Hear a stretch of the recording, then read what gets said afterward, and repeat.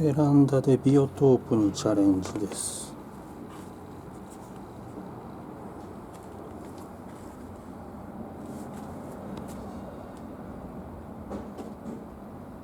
水面映すのって反射して難しいですね。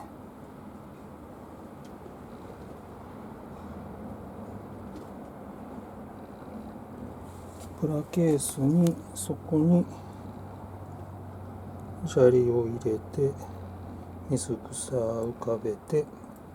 でメダカ5匹6匹入ってます。でベランダの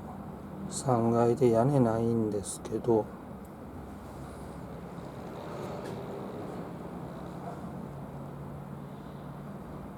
最初魚入れる前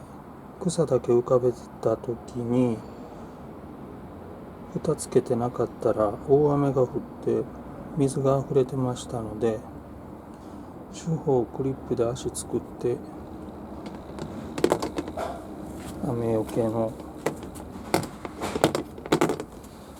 屋根をセットしてます。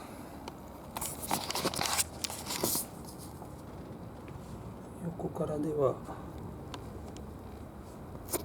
プラケースなんで中がよく分かりませんね。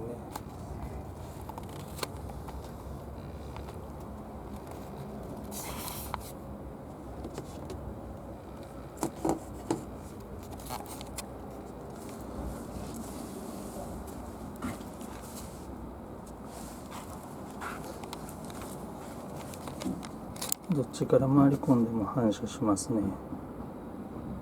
そして上から映すとメダカは隠れて全く映りません。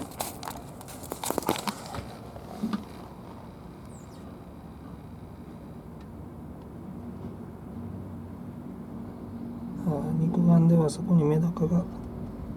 群れて水の底に群れておるの分かるんですけど、カメラでは分からないかも分かりませんね。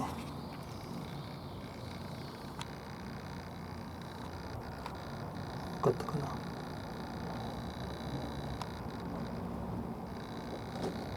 メダカのこの動きのこの状態が調子悪いもんなのかこんなもんなのかよく分かりません。